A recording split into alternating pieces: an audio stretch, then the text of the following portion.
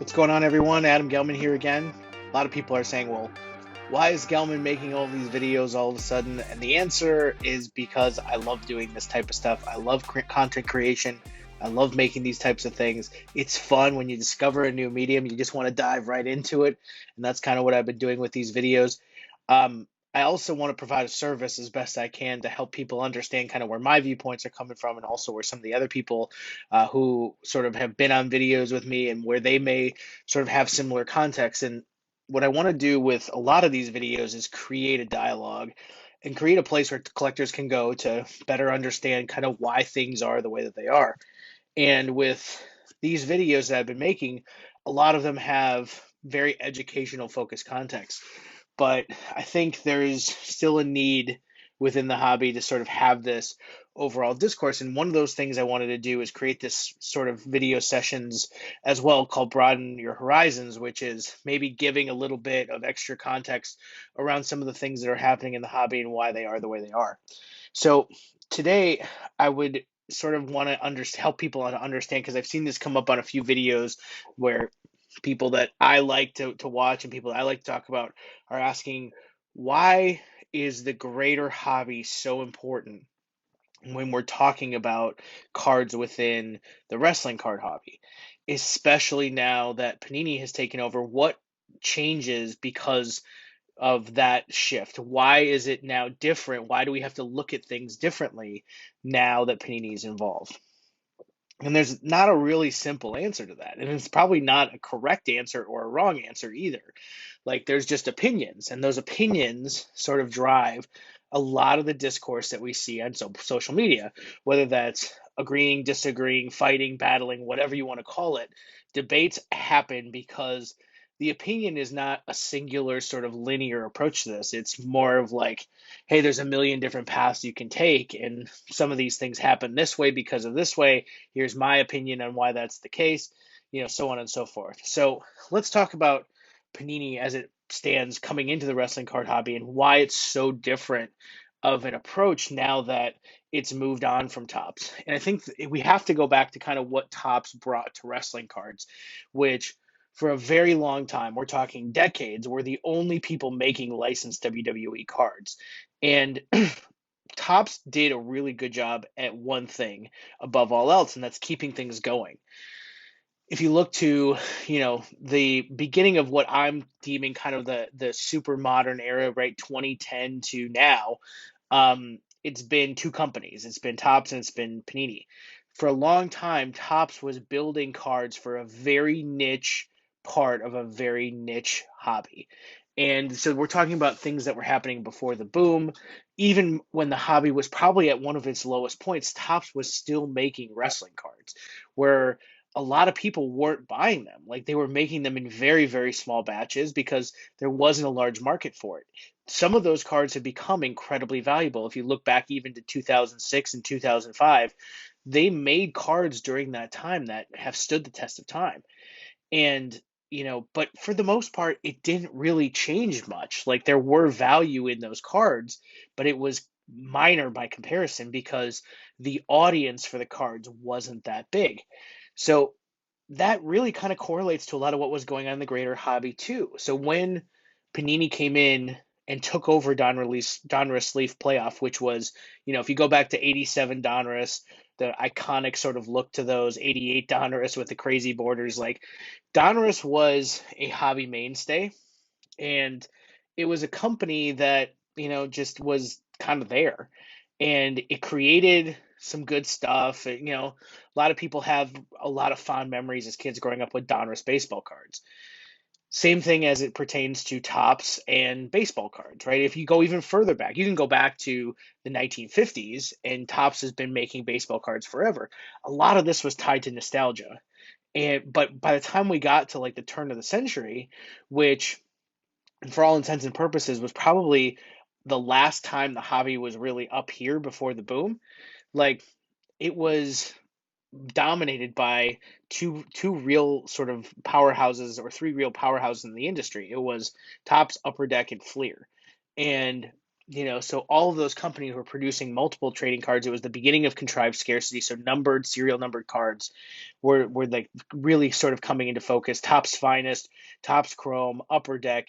And really, as we got into 2003 and the beginning of Exquisite and this takeoff into this super premium hobby space, that's where things really started to change. And it drove a lot of people off. This really sounds familiar now, doesn't it? If things get more expensive, a lot of people leave. But with that sort of exodus from the hobby, we saw a lot of hobby shops close. We saw, card shows dwindle. There were articles in the New York Times and every newspaper everywhere saying the end of trading cards, blah, blah, blah, blah. And, those types of things were a really common narrative. As Panini came in 2010, it was probably at one of its lowest points. But those were the types of times that drove a lot of real sort of new legacy within the hobby. We saw the beginnings of products that are still major focuses today. So, in sort of going forward and leaving a little bit further, you know, the hobby eventually started back on a trajectory that was like this. It wasn't like this, where it kind of like went straight up as it was with the boom, but it was kind of like on a really good trajectory because the premium aspect of the hobby created a new market. And the new market was kind of the 30 something, 40 something guys who collected cards as a kid, who were exposed to cards kind of growing up, and now had a ton of money from their new jobs, new lives, new families, whatever, to collect more cards. So we started to see investment class assets start to take hold. And it created kind of this upward trajectory that even without the boom, getting to where we were was probably an inevitability eventually. It wasn't going to happen as quickly as it did as COVID started, but man, it was heading that direction. You had a lot of cards that were starting to sell for 5, 6 figures. I think there was even a couple of 7 figure cards if you look at like the Honus Wagner stuff. So things were really sort of starting to trend upward. Then all of this changed in the beginning of 2020. So COVID hits, everything goes completely to shit across the entirety of the country. Everybody's locked down. No one's traveling. No one's going to bars. No one's spending money except for things that bring them happiness. And I was definitely one of those people, right? I wanted to rid myself of the woes of the world and I wanted to get into something even deeper than I already was because it made me happy. And that's what drove a lot of people to collectibles in general. Cards, comics, action figures, you name it, every collectible market in the beginning of 2020 through, recently was up. And so unfortunately, some things went up more further than others, some things went up more quickly than others, but we saw for the first time that trading cards were becoming a huge asset, not just an investment asset class, but a huge investment. um, People were coming in and joining this hobby at a humongous pace. We're talking people, instead of joining by the thousands, they were joining by the hundreds of thousands. You're starting to see, world media take notice. You're starting to see it on TV shows. The tone of newspaper articles changed. Everything changed because the boom was here. And when the boom was here and all these people came in, who was in control? And the real controlling aspect of things was these exclusive licenses. Now, if you're not familiar with the way sports licensing works, up until about 2010, all four major sports had multiple companies making cards at once. When things started with baseball and football, um, and um, and basketball and hockey, all of those years, all of those times, people had multiple companies making cards at the same time. When the exclusive was given in the NBA to Panini, every league, if because trading cards were an asset that was more of a hurt or a burden than it was anything, they wanted to create exclusivity so it remained easy for them to work within the licenses. Instead of having to coordinate between multiple companies, trading cards weren't valuable, so they were like, hey, just give me one point of contact, give me one company, and if you're going to pay me more money to be that company, even better, I'll give it to you. So by 2015, all four sports had exclusive licenses. And when all of these people came in and they chose the sports that really drove them to the hobby, they saw Panini was in charge of NBA and they saw Panini was in charge of NFL. Both of those situations were massive successes because if you're in control of the most premium brands within the most premium hobby, you're in a really good spot. So all of these people are indoctrinated into the hobby, and Panini is really the forefront of those types of situations. You have flagship sets are going to be Prism, they're going to be National Treasures, they're going to be Contenders, they're going to be Flawless. The things that Panini has been marketing since 2010, those sets took front and center stage in the hobby. It also created a very loyal collector base. So you had all of these people joining the hobby, you had all of these people coming in and wanting to spend money, and they're spending money on Panini cards. That's not saying they aren't spending money on Topps cards and that they aren't spending money on wrestling cards. They're just not spending them in the same space as Panini is. You're seeing regularly five, six, seven-figure sales pop up almost overnight. Within 6 months, the top 10 sales of the hobby had changed almost entirely.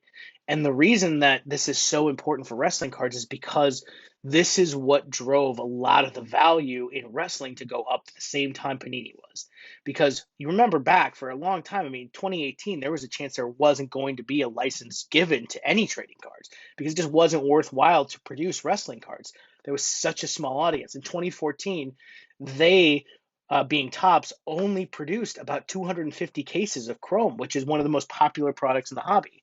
So if you think about it from that perspective, all of a sudden you have, you know, a very down in the dumps hobby type of situation, and you're the smallest fish in the pond. Like now it seems pretty reasonable to think that, yeah, collectors were trying to create their own adventures because there weren't many products coming out. They were trying to find ways to stay relevant within the hobby and make fun for themselves, build an amazing community, right? That's what drew me to wrestling cards too, was that because we were such a small fish in such a large pond, even in the worst part of the hobby's history, like, it was fun to be around these people. It was fun to be, chasing alongside them. And when I joined in 2017, that's exactly what it was. It was a group of people who had driven towards a common goal, which was creating fun for themselves and collecting wrestling cards. Now, the boom takes place. And when the boom takes place, it means all of the trading card manufacturers automatically start to see increases in their budgets because the budgets now need to match the demand of a growing hobby. And they start looking for licenses. They start looking for licenses that are underappreciated, that still haven't taken off, things like that. So Panini immediately invests in UFC. They invest in the WNBA, which barely brings in 30,000 viewers a show, right? You go to the championship game, there's maybe 500,000 people that watch. Like, it's just not a big hobby. They buy into NASCAR, they buy into all these different things, and they start putting out the standard products that they put out for all of the different brands that they own. They start putting out those legacy products, Prism, National Treasures, Chronicles, all of these different things, like immediately start to become the welcome wagon into these new brands. When UFC launches, and people start to recognize this is a really popular sport, all of the people who had bought into the hobby over the course of the boom now recognize that Panini joining the UFC game, where there's a lot of people who watch UFC and are invested in UFC, the products just take off. So when Panini announced that they were going to be joining the wrestling card hobby, you can imagine how people's minds jumped to a very specific conclusion. So now let's talk about this from a different perspective. Let's say, why does this matter to me as a wrestling collector who doesn't care about the mainstream hobby? And that is the one that I think we've all been struggling to understand since April. And you have lifelong collectors of wrestling cards who have done nothing but that. And they have stayed through the ups and the downs of the market. They have stayed in place alongside their fellow community members, doing the things that they love because they're passionate about them. And all of a sudden, all of these people start to invade that space from other parts of the hobby because now Panini's involved. Now it's a different type of thing. Now different rules apply to the cards, new sort of chases apply to the cards. Nobody has real context because they've never spent that time in the outside hobby.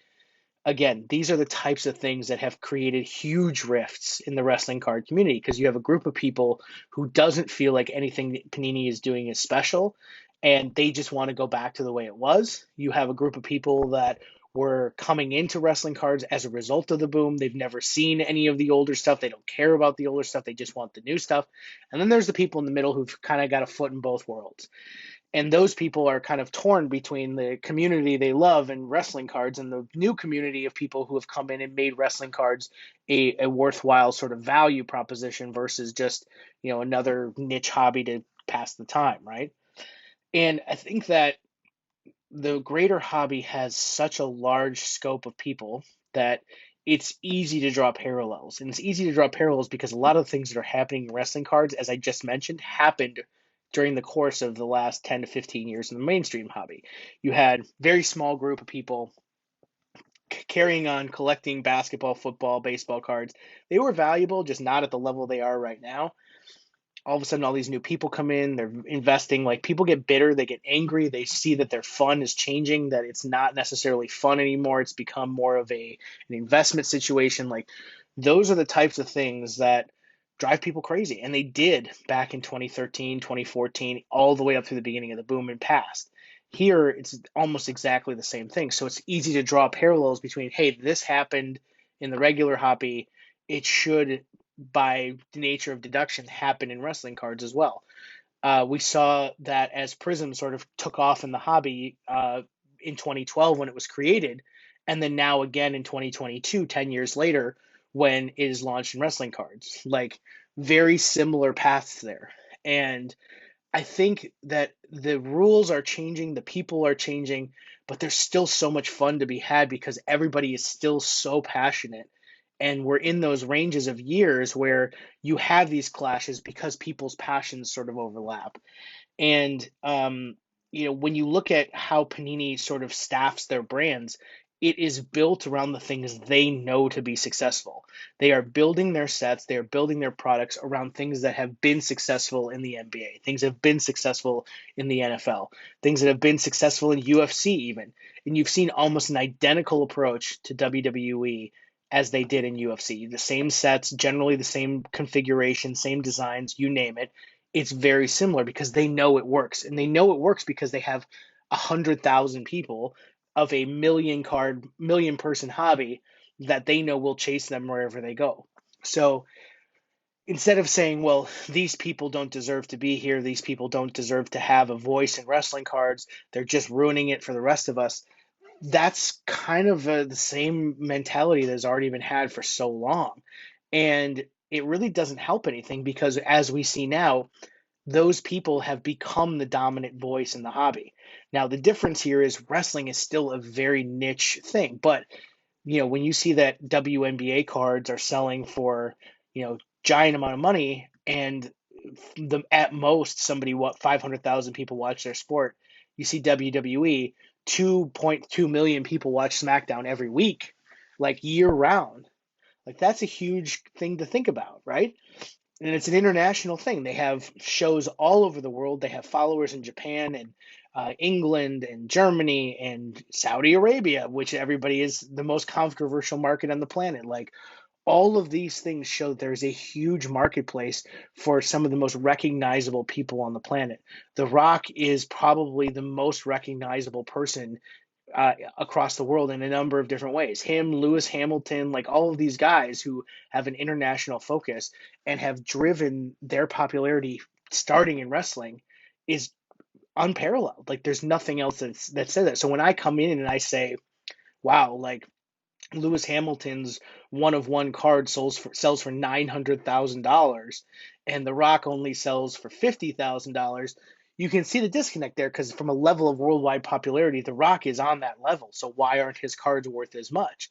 And no one's ever saying that there's going to be a $900,000 Rock card.